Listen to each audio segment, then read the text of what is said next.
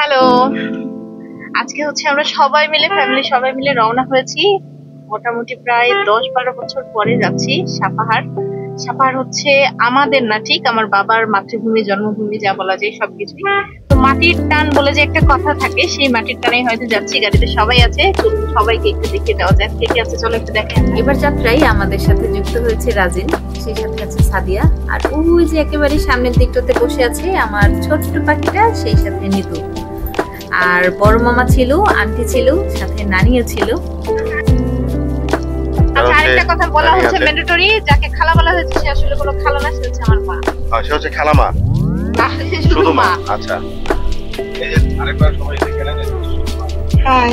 তো চলতে চলতেই মাঝখানে আমরা একটু চায়ের বিরতি নিয়েছি, সবাই মিলে একটু চা খাচ্ছি। আসলে এই চায়ের বিরতিটা নেওয়া হয়েছিল বাবুর জন্য, ওর অনেক ক্ষুধা লেগে গিয়েছিল। চা বিরতি শেষ করে আমরা আবার রওনা হয়েছি। রাস্তাটা কিন্তু আসলেই অনেক বেশি সুন্দর ছিল, তবে ওই দিনের ওয়েদারটা ছিল খুবই অদ্ভুত।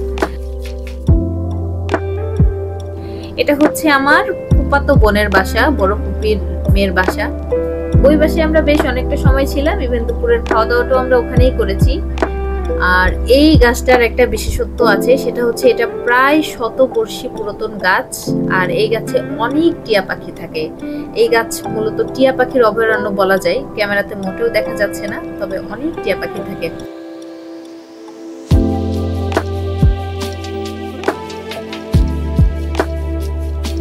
আমরা যেহেতু আমের সিজনে গিয়েছিলাম, আমের সিজন অলমোস্ট শেষ, কিন্তু প্রত্যেকটা গাছে এত বেশি আম ছিল। এটা আমাদের নওগাঁ সাপার ওইদিকে গেলে কিন্তু দেখা যায় এখন অনেক বেশি আমের বাগান, আমের আড়ত।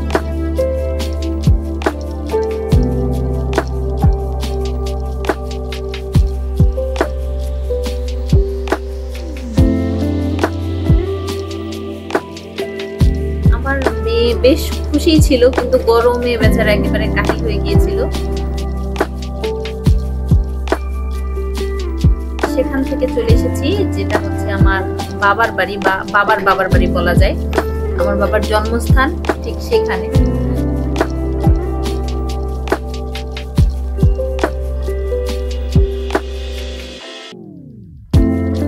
কিন্তু আমরা কোনো বাসায় না ঢুকে সরাসরি চলে যাচ্ছি, যেটা একেবারে স্থায়ী ঠিকানা বলা যায় আমাদের সকলের, সেটা আমাদের পারিবারিক কবরস্থান।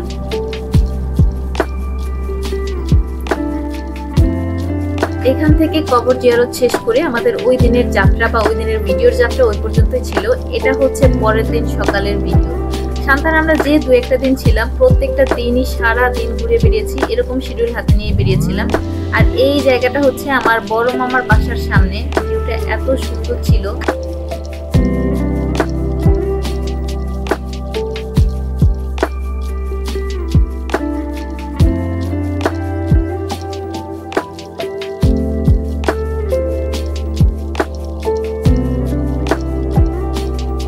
সেখান থেকে আমরা আজকে বেরিয়ে পড়েছি আমার আম্মুর দাদা বাড়ির উদ্দেশ্যে। আগের দিন গিয়েছিলাম আমার দাদা বাড়ি, আজকে যাচ্ছি আম্মুর দাদা বাড়ি।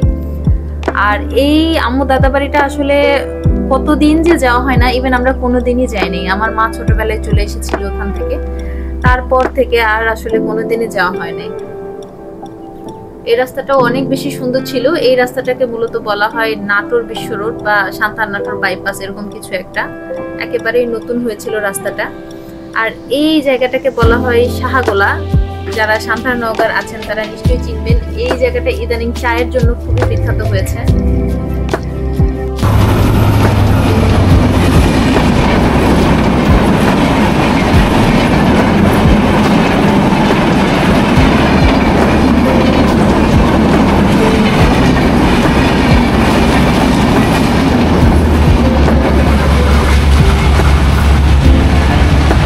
খেতে খেতেই আমাদের পাশ দিয়ে হুশ করে একটা ট্রেন বেরিয়ে গেল। চা খেয়ে তারপরে আমরা আবার চলে যাচ্ছি আমাদের পরবর্তী গন্তব্যে। মামাই বটগাছের বয়স কত? এই গাছটা আমাদের জন্মের আগেকার, আমাদের মনে করেন যে এখান থেকে চলে গেছে যে এখানে আমার দাদা দাদির বাড়ি, কিন্তু এখানে আমি আর আমার ছোট বোন এখানে, তাছাড়া সব সন্তান। এখন যিনি কথা বলছিলেন উনি হচ্ছেন আমার বড় মামা, ওনার জন্মস্থান এখানে। তারপর সেই ছোটবেলা অলমোস্ট 1971 এর পরপরই ওনারা এখান থেকে সান্তার শিফট হয়েছে। তারপরে ওই যে মাটির টান বলে একটা কথা থাকে, সেই টানে এতদিন পরে আসা। সবাই মিলে এগোচ্ছি, আমাদের ক্যামেরাম্যান যাকে কদাচিৎ ক্যামেরায় দেখা যায়। ওইখানেও সবার সাথে কথাবার্তা বলে দেখা সাক্ষাৎ করে আমরা কিন্তু ফিরে আসছি। আর ফিরে আসার সময় ভিউটা এত সুন্দর ছিল, কিন্তু তাড়াহুড়োই থাকায় আমাদের আসলে কোথাওই তেমন দাঁড়ানো হয়নি, ভিডিও ক্লিপ নেওয়া হয়নি, ছবিও ক্যাপচার করা হয়নি। সূর্য অস্ত যাই করছে, আমরা ফিরে যাচ্ছি।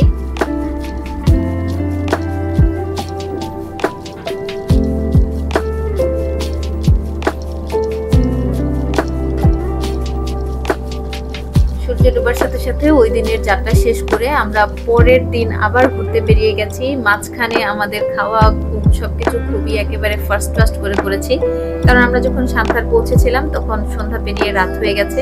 রাতের খাবার শেষ করে সবাই যার যার মতন বিশ্রাম নিচ্ছিলাম, কারণ সারাদিন আমরা ঘোরাঘুরি করে অনেক বেশি টায়ার্ড হয়ে গেছি।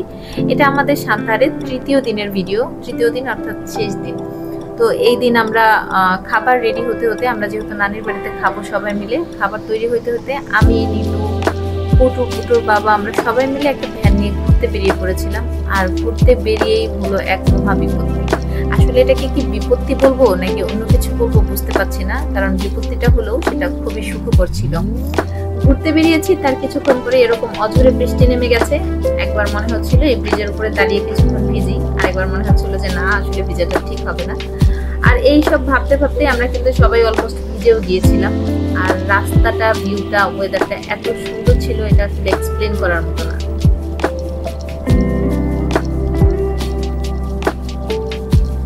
বৃষ্টিটা এতই আচমকা ছিল, হঠাৎ করেই আসলো, হঠাৎ করেই চলে গেল।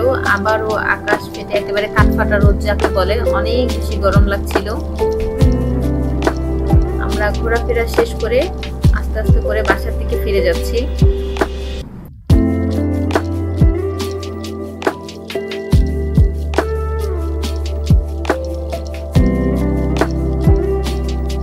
আসলে আমরা গিয়েছিলাম খুবই কম সময় হাতে নিয়ে, অনেক আত্মীয় স্বজনের সাথে দেখা হয় নাই। আর এর মধ্যে যেটা খুবই ইম্পর্টেন্ট ছিল, ঢাকা থেকে প্ল্যান করে গিয়েছিলাম ছোটবেলার সব থেকে বেস্ট ফ্রেন্ড, তার সাথে একটু দেখা করব, কিন্তু সেই সময়টাও হয়ে ওঠে নাই। অনেকে মিলে গিয়েছিলাম, এর জন্য শিডিউলটা আসলে এলোমেলো হয়ে গেছে, সবার শিডিউল একসাথে আসলে হচ্ছিল না, প্ল্যান অনুযায়ী কোনো কিছুই হচ্ছিল না বা হতে গিয়েও হচ্ছিল না, এর জন্য অনেক কিছুই হয়ে ওঠে নাই। আশা করছি পরের বার যখন যাব তখন সবার সাথে একটু একটু করে দেখা হবে। তো এই ভ্রমণটা এ পর্যন্তই শেষ, আবার দেখা হবে পরবর্তী কোনো ভিডিওতে, সাথেই থাকবেন। ধন্যবাদ।